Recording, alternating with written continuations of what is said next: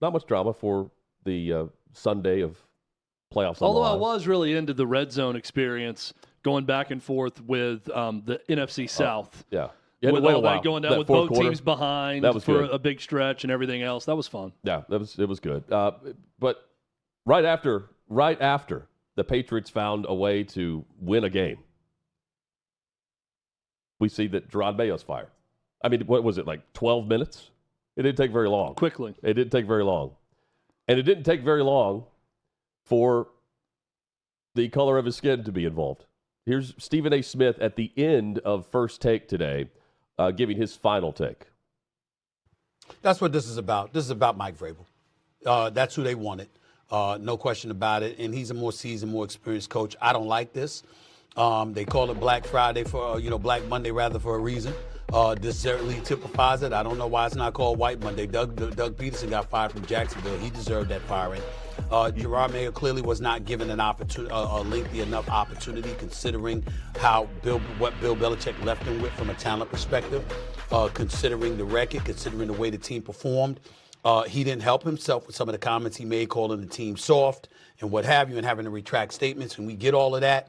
But no matter what we can point to, at the end of the day, the folks in New England were turning against Jerod Mayo. We all know this. And I think it has something to do with the fact that Vrabel is available, and that's really what's going on here. They don't want to lose him, especially to a team like the New York Jets. They want to be in the running, and they can't do that with him as the head coach. So hearing that from Stephen A., they're turning against Jerod Mayo. Last year, we're 12 months removed or 13 months removed, whatever it was, from everyone praising Robert Kraft and the Patriots for having this clause in Jerod Mayo's contract that he was the coach in waiting, more or less, when Belichick was out. There was a lot of drama involving Belichick and what was going to happen with the relationship between he and Robert Kraft. And then Vrabel's name was being mentioned then. And then it starts to leak out that, well, Mayo's got this clause where he was the coach in waiting, and the plan was for this offseason to be the year where Mayo would take over. Robert Kraft said in a statement, Chad, today, or yesterday in his press release, this whole situation is on me. I feel terrible for Jerod because I put him in an untenable situation. I know that he has all the tools as a head coach to be successful in this league. He just needed more time before taking the job. In the end, I'm a fan of this team first, and now I have to go out and find a coach who can get us back to the playoffs, hopefully championships. Everyone's pointing to Vrabel. Robert Kraft and the Kraft family have never had a coaching search. They've never held one since they purchased the team. And I expect him to go do that. He will have to follow the Rooney Rule in this instance, which is detailed with, they can have Zoom meetings right now. They can request to interview via Zoom with some coaches, but not until after the divisional playoffs will they be able to interview in person. But Stephen A. mentions this at the end of First Take. But earlier in the same show, earlier today in First Take, here's Stephen A. discussing the MVP race, the race for the MVP award, not race as in white or black, and how he feels it's unnecessary to make it about race with Josh Allen and Lamar Jackson. Last point I want to say, and this is not about the MVP. This is about something that's very, very important because Dan brought this up, and I think it's important, Shannon, that I say this in front of you and Dan Orlovsky. We have to stop falling prey and I'm not saying that we all do, but we have to stop, Dan, falling prey to all of these assholes out here that want to take it a step further and act like we don't have the license to simply evaluate what we're seeing. Yeah. People trying to make it about race or whatever. Shannon and I, we address Kirk Herbstreit and Chris Fowler. It's a racial issue. It's Josh Allen and Lamar Jackson. It's a racial issue. You got idiots with their damn podcast and what have you talking about, they want to dog the black athlete. Well, if the black athlete is competing against a bunch of black athletes and one is better than the other, what the hell am I supposed to do? Act like they're green? What am I supposed to do? You're talking about the actual participants, recognizing that if you are a professional athlete, what we're talking about is you against your contemporaries. We're not talking about you against us, okay? We're talking about you against your contemporaries, and you have to make a choice. So I think it's incredibly important, Shannon, I just wanted to say that to you, Dan, as well. Yeah. When we're sitting up here, we know we ain't going there. If something is a racial issue, America, do you think that Shannon Sharpe or Stephen A. Smith would hesitate to say so? I don't think we would hesitate to say so. So knowing that about us, if we're not making it about it and we're just evaluating stuff, we don't need to be apologetic or preface every comment by showering flowers upon people and making sure we throw a bunch of superlatives and compliments out there before we evaluate what the hell we watch. So there's Stephen A. on First Take earlier. It's unfortunate we can't show video of this because just hearing it is different than watching it. Chad, do I believe that Stephen A. Smith thinks that Robert Kraft is racist? And after hiring Jerod Mayo and putting that in his contract, that he then fires him because of race playing a factor because Mike Vrabel's white? No, I do not. And Stephen A. doesn't either. At the end of the comments about Mayo to end the show, he's saying, this is about Vrabel. It is about, it would have been last year had the clause not contractually been obligated to hire him. And still, that wasn't an issue last year. And it won't be an issue this year because everyone's applauding the fact that Vrabel gets to go home. He gets to go back to the Patriots. Yeah, there's a lot here. So I think we slid a little bit too far on whatever the spectrum is of overly offended about things on a lot of different angles here. And Stephen A. Smith, in the second clip that we just played, Hutton, from earlier in the show, I think he's hitting at something that is actually very smart by Stephen A. Smith. He says, let's not fall victim, I think the word was, to the assholes on the internet that's going to make this about race when we have this discussion. And I don't want to put words into his mouth, or let me summarize what I think he's saying in all of this, which was a very long diatribe. Essentially saying, don't act like we're not qualified to talk about what we're seeing on the basis of play on the field, and that this is not just about race. So if I take the side of Lamar Jackson or if Shannon Sharpe does, let's not fall victim to those that then want to say, well, this is they're making it a racial thing, or this is all about race, right? So I agree with him on that, and I get to what he's saying. I thought he was talking specifically to us at OutKick when he was saying that, quite frankly. The start of it was, let's not fall victim to these assholes that are going to make this and say that we're playing the race card on this. I thought that was a shot at OutKick. But then he elaborates and says something about people going on a podcast saying you're always dogging the black athlete. Then he goes into this description about, well, how am I supposed to talk about it when the majority of participants in a sport are black and one player is playing better than the other? Then so he's talking about something different. He's talking about podcasts he's hearing, almost like they're accusing Stephen A. Smith of not taking the side of his race enough in arguments. It's very easy to go on YouTube. You search Stephen A. Smith MVP race, and it pops up. 3 weeks ago, he's vouching for Josh Allen to win MVP, not Lamar Jackson. Okay. 2 weeks ago, he's back on the Lamar train. Then he's Josh Allen again. And then Today he's Josh Allen again, right? Yeah, but he's listening to Orlovsky and Shannon Sharpe more or less debate the two. And Orlovsky did a great job laying out the Josh Allen factors, where he accounts for 80% of the offense and all this stuff. And Stephen A's making that point after they were deciding who they were going to vote for if they had the vote. And then he brings this up where no matter what I say, I'm going to receive criticism because people are going to make it about race. Yeah, I had no issue with any of that, the second clip that he said. I really had no issue with the first one either. And look, maybe I'm not offended enough here. I don't know. Maybe I need to take this hoodie off and get a little more sensitive to everything around me and get pretend concerned. You're green, Chad. Pretend you're green. Be so much more concerned about what Stephen A. Smith has to say about Jerod Mayo's firing. Guys, it was a clumsy attempt at saying that Doug Peterson, the white guy, was the one who deservingly got fired today, which he did. Yeah. He said it's about Black Monday. Well, it could be White Monday because Doug Peterson. Again, I'm summarizing his thoughts of what I think he's saying.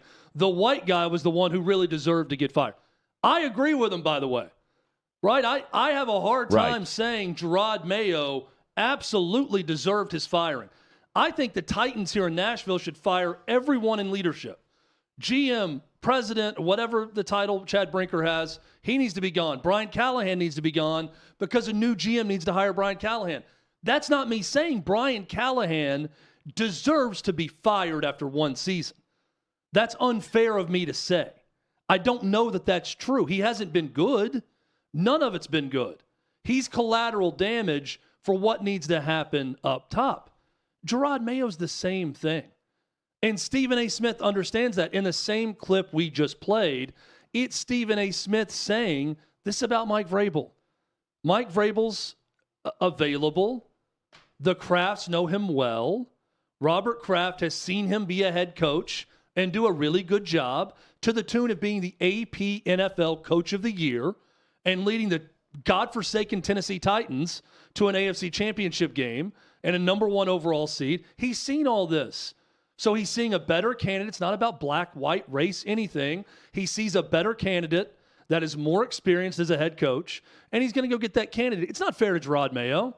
I don't think Jerod Mayo did anything this year. And Kraft said that. That deserves for him to get fired. Kraft was very classy about what he said about Jerod Mayo. And what did he say about how Jerod Mayo took it? Like a gentleman in the end of it when they met. So we're overly sensitive. This whole thing is overly sensitive.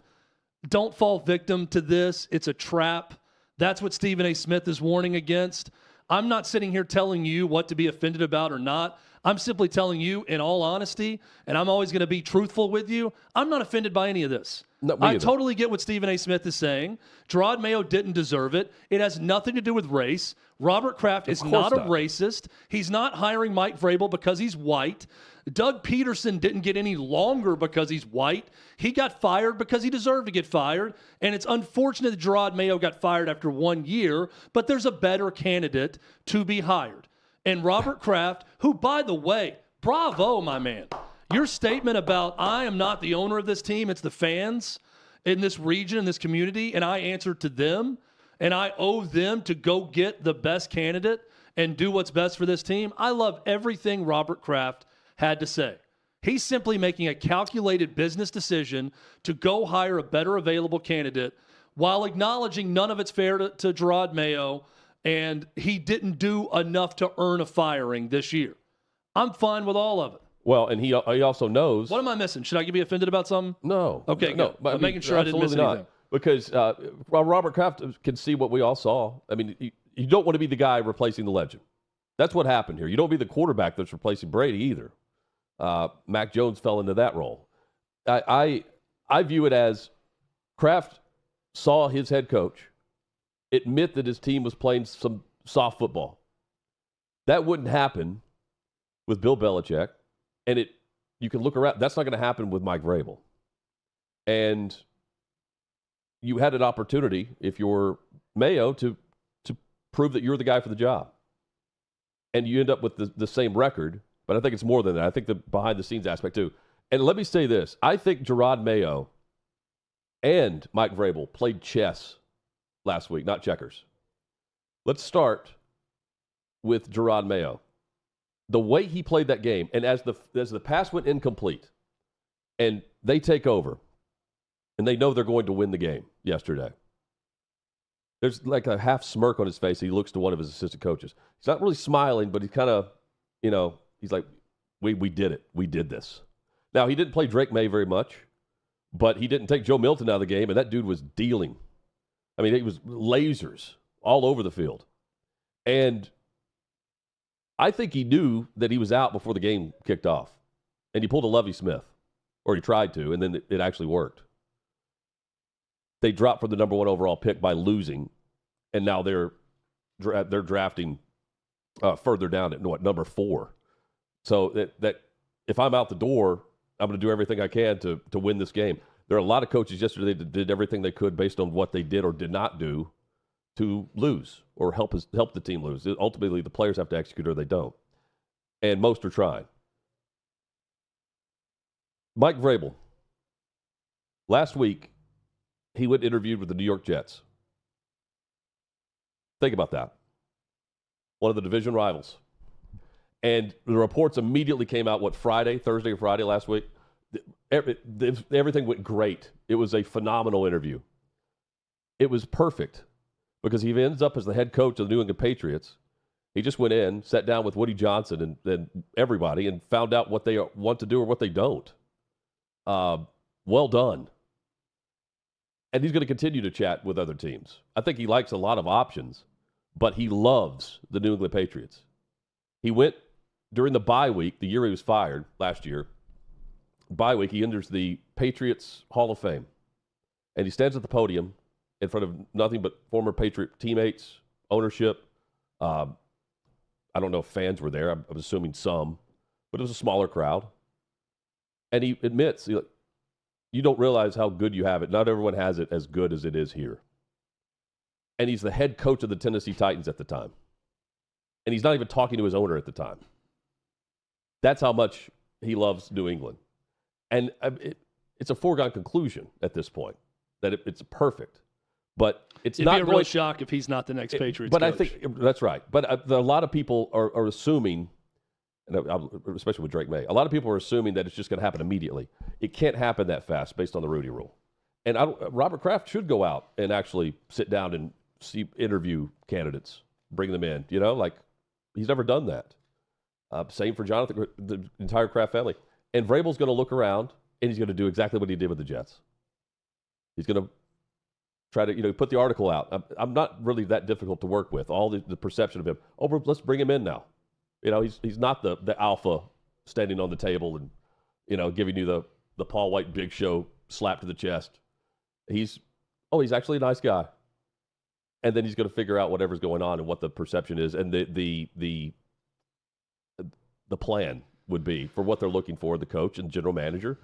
And he's a smart guy. I think they both played chess last week. Yeah, and I think both are going to end up okay in this. I think Jerod Mayo is going to go on and probably get a defensive coordinator job somewhere and be ready to work his way back up into being a head coach. Still a young guy. That's a great point. Not that far removed from playing is Jerod Mayo.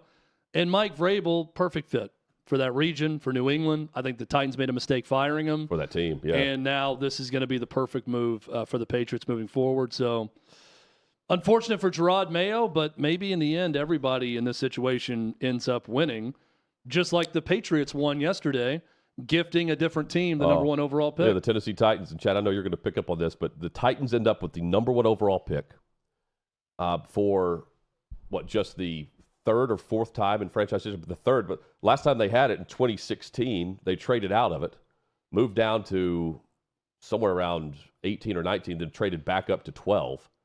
And ended up drafting an offensive lineman. Here, they could go with quarterback, or they could trade out and get future picks. But New England falls to 4. The Giants are at 3, and the Giants even won a game they shouldn't have been winning against the Colts in Week 17. They fall to 3, and they were in line to get the number one pick. Cleveland ends up with the second overall pick. Chad, today, they come out and announce that Deshaun Watson had a setback with his Achilles recovery, and that's going to push the recovery timeline even further back. He was on pace. I won't say on pace. It would be a little fast, but it's possible because Kirk Cousins did it to start week 1 based on when he tore his Achilles. But now he's had a setback, and the general manager admits that what we just found out through our medical whatever. This is their way to get him out of the way, and maybe there's an injury settlement, maybe there's not, and then bring in a rookie potentially. Can you imagine? This is good. Cleveland has to be one of the franchises that Dion will not let him go play. I would think so. But Vegas, we'll talk later in the week about trade back possibilities. Titans trading back to 6 with Vegas to trade up and get Shedeur Sanders possibly. Because the Giants tried to trade up earlier last year to go get J.J. McCarthy, I believe. Well, you're going to or Drake May. You might get a lot. Yeah, you could stay up at 3, but might get a lot more in return with the Raiders at 6. There's going to be a lot of possibilities. We got plenty of time because they're getting rid of Levis before the combine, before the draft, everything else to talk about a very obvious need for the Tennessee Titans and whether or not they're going to address it at quarterback because their current quarterback is an absolute clown. And let me get into the entire NFL yesterday. I said earlier I'm not offended by anything Stephen A. Smith said. Let me tell you something that does offend me. It offends my sensibilities as a fan who likes to think of myself as a competitor in whatever I'm doing. I want to compete, whether it's on this show, whether it's playing pickleball, which I still haven't played, or it's playing chess with my 9-year-old daughter who just picked it up over Christmas break. I'm going to compete. I don't want to let people win. And if I'm getting my ass kicked in something, especially in something where other people are watching, I don't want to make a mockery of everything that's going on. Now imagine if this was in the setting of an NFL football game. I say NFL football games because what I saw yesterday was as bad as any Capital One Bowl week shenanigans I've ever seen across the league. And a lot of these games that did not matter at all, it was like a lottery system going off. And I know this has been going on for years. I know how players think. They want to get to their incentive base. They want to get to that spot, 1,000 yards receiving or a rushing total or receiving yards or whatever, and they want a GTFO and get out of the game, and they're all trying to get their buddies that bonus. I know how it works. Doesn't mean I have to like it, respect it, or appreciate it when I'm hearing about it all the time from the TV crews, and when players like Will Levis, of all people, who's had a god-awful year where he's turned the ball over, I believe, more than he's thrown touchdown passes on the season. I think it's right at the same. Or close to it. When you've had a year like that and you're finishing up a 3-14 season and you're down multiple scores to a division rival in a game that you were playing in your home stadium in front of a crowd that wouldn't be fit for somewhere in Midland, Texas at a high school game. They would double or triple the crowd at the Titans game yesterday, where you're wearing your organization's throwback uniforms. The whole field is painted a different way. You've been terrible. Your team has been terrible. And you throw a long pass to your buddy Calvin Ridley and it gets him over 1,000 yards. Great. I know how the inside system works. He got his money. Calvin Ridley immediately takes his helmet off, runs the sideline. His season's done. He's just earned an extra whatever amount of money. For Will Levis to then do a money dance, this cringy thing after that, and celebrate that on the field is atrocious behavior. And I know someone's going to say, oh, boomer, you're going to watch this video. This boomer does, oh, you have no joy in your life. You're a creep to care about other men's celebrations. All the things I'm going to hear. Let me direct this to you if you're thinking that right now. You are the creep. You are the weirdo. You are the one who will agree with anything that a pro athlete does because you want to be them. Let me give you a word of advice. They don't want to be you. They don't want to be friends with you either. It is creepy and weird for you to act like you are them and defend them no matter what dumb things they do. Guys, this was dumb. It was stupid to celebrate in that way. Get your guy his bonus. Let him go to the sideline. Continue to play the game and don't sit there and celebrate with a cringeworthy money dance. And then, by the way, proceed to mishandle a handoff and have a scoop and score go the other way on the very next play. Nothing encapsulates the Titans season more than that exchange. The money dance by the quarterback, the supposed leader of the team, to then follow it up with a fumble and a scoop and score the other way. Ridiculous all the way around. And if you're one of the, and it's not a ton of people, it's a few idiots online, but if you're one of the ones defending that, you're the one who needs to get a life. I'm not being a boomer. By the way, you can be fans of sports and understand the way athletes think and what they do and not agree with everything they do. That's allowed, I promise. You can disagree with that if you would like. You don't have to agree with everything. I thought it was atrocious yesterday. The weird thing is Ridley was not bonused for that. He didn't have a 1,000-yard bonus. He went into some category where he joins like two other receivers that have so many 1,000-yard receiving seasons with different teams. How many different teams it's been? It's something, whatever. He wanted the 1,000 yards. They did the money stuff. The guy with the bonuses was Tony Pollard. Did he reach those? I don't know. I don't know. But you're right. We need to get. We need to, Davey, if we can. Let's reach out to Ross Tucker to get him back on because he called the game, and maybe he can get CBS's permission for us to play the clip. Possibly he can work some angles for us. But the broadcast did Will Levis no favors. I mean, just timing wise, because they showed the replay of him doing it. And it was like late getting back on the play. And the moment they cut back to the play, it was him handing into the hip that's awesome. of the receiver in motion and a fumble going the other way for a touchdown as they're showing him do the money sign. That's in the celebration. And it's perfectly sums up Will Levis's time in Nashville. Here it is. I'm offended by nothing Stephen A. Smith said. I'm offended by everything Mr. Mayo does as a quarterback. He can do whatever he wants as an Instagram influencer. If Mr. you Mayo. want that guy to be the quarterback of your team, you are broken in the head. I have no other way to say it. You are completely broken in the head. Your soul is broken. He said after the game, if you think that was cool. He said after the game he wants to open up the playbook more, which is whatever. He also said that Ridley, I would love to be the Titans quarterback for my entire career and the starting quarterback. And I think I responded and said, I'd love to be the king of Switzerland. I mean, both. I could say both. Neither's going to happen. Maybe this was because Calvin Ridley was suspended for a year for gambling. Who knows? Betting on the Falcons. Either way. One of the three teams. There's a time to celebrate and a time to not celebrate. Yeah, Calvin Ridley, 1,000 yards with Atlanta, Jacksonville, Tennessee. Oh, and I got so many people responding and saying, oh, why don't you just let him have fun? It's been a rough season, and, you ever show up to work on a bad day and try to lighten the mood? And I'm thinking, you know who had a bad day yesterday?